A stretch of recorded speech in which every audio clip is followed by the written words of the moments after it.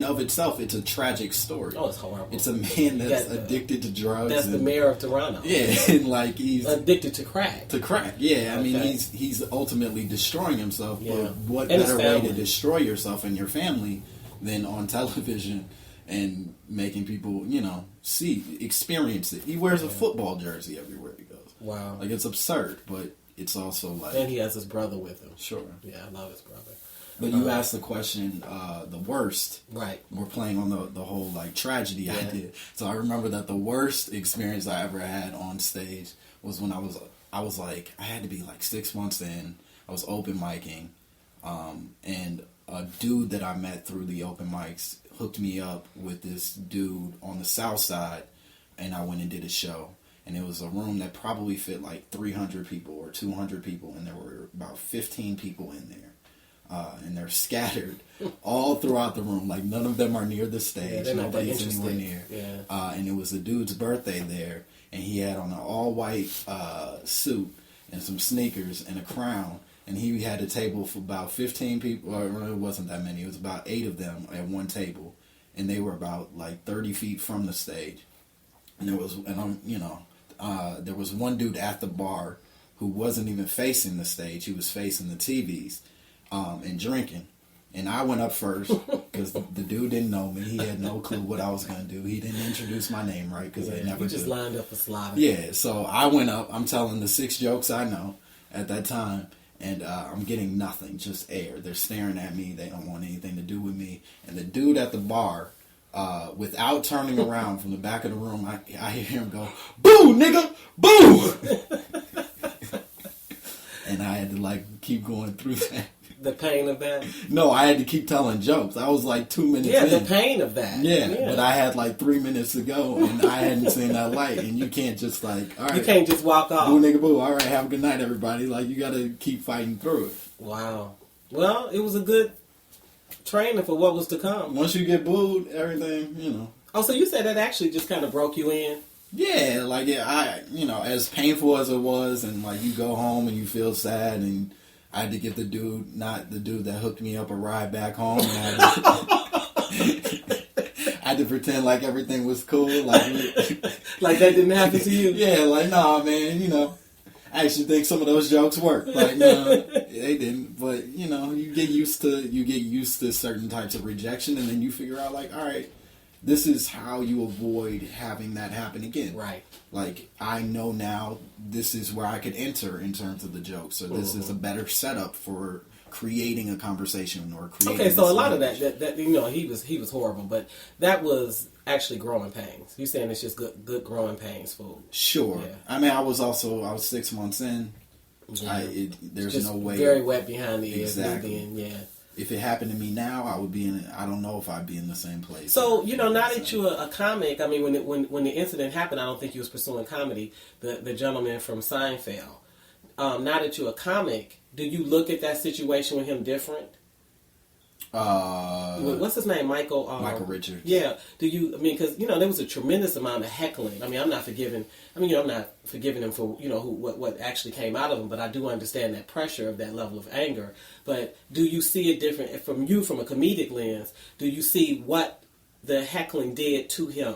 Here's what I think a lot of non-comics probably don't understand about that situation. So Michael Richards is an actor. He's a comedic actor. He's not that much of a stand-up. Like, he never was that much of a stand-up. He was doing stand-up because he, like a lot of people, tend to try it once, certain things end. Seinfeld's over. What is he going to do with this time? He can dabble in stand-up while he's doing auditions and other acting gigs, whatever. So what it became was a person getting frustrated on stage, but not having the tools that doing stand-up consistently sort of equips you with when you get frustrated or when you're faced with like this massive challenge. Mm-hmm. So he did the immediate thing that came to his head was to say something back, and the only thing that could pop into his head was, you're black, therefore you're a nigger, I'm going to talk about that, and it'll be funny. But it's not, because you haven't tested enough material to figure out, like, oh, this actually wouldn't work. Yeah. Like, I think if he were put in that same situation now, he's probably gone through enough that like he actually could come up with like a clever quip to get himself out of it. Get himself out of it. Wow. I mean, it cost him a lot. It set him back. It set him way back. He just got back on TV. Yeah, I mean, it set him way back. All right, so from spoken word artist to teacher to retired teacher to comic. That's right. That's right. What's next for Langston Kerman? I'm trying to figure out a way to make stand-up full-time. Okay, so this is by no means just a fluke. You want to see where you're going to go, and so you really feel like it's in the fiber of the man now. Yeah, I hope so. I mean, I'm sort of in constant pursuit of figuring out a way to do this all the time. Okay. If I could do it every single day, every you single would? night, I absolutely would. I'm trying to do more writing outside of the things that I've sort of started in. So beyond poetry and beyond stand-up, I'm also like trying sketches and sitcom writing and. So you've been doing okay at that, getting a few hits here and there, yes? Yeah, it's slow, and some of it, like, I think is terrible, but it's worth, like, piecing it together and figuring it out. I think of Dion Cole, I think of you. I think you have the capacity to have that, because I went to see him, and he has an easy kind of comedic style. Sure. You know, it's just like his humor doesn't swing too high, and it doesn't swing too low. Right. It's right there in the middle. So if you work in class, you can work with him. If you got a little edge to you, but also if you just kind of a businessman falling into a set, right. he kind of warms over easy. That's the hope, is that like you can learn to communicate with every group. Yeah. A lot of times I think it's very easy to marginalize yourself and sort of put yourself in a certain box. Is that what I'm always fussing about? Yeah. Because I don't tend to like marginalized comics. Yeah. In any group though, I get tired. The Jeff Foxworthy's, you know what I'm saying? I mean, it's for me with the women, with the white males and the black males, and it gets to be just like almost like a skit, like Sure. you almost know what they're gonna say. Like Gallagher, I'm still looking for him. Right. Like if he hits one more watermelon, I just can't take it. Well, he doesn't do that. He's very right wing now. Is he? Yeah. Okay, I don't want to do. Remember, Sydney had a crush on Carrot Top. I do remember that. Okay, so you're in New York, and as we wind down, you went from the Chicago scene to the Boston scene, and now you're in New York, and so you're in the Big Apple. Have you officially taken a bite out of the Big Apple?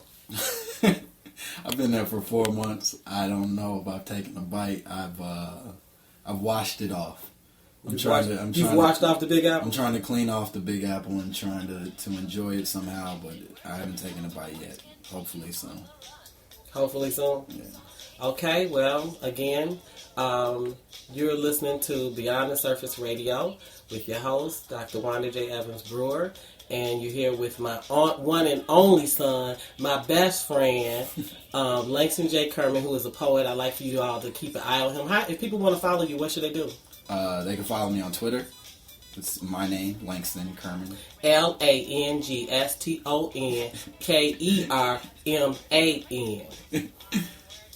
Any place else? You got a Facebook fan page, yeah? I don't have a fan page, but I have a, you can friend me on Facebook. Okay, don't get jazzy on this page. And until we chat again, may you be safe in God's grace.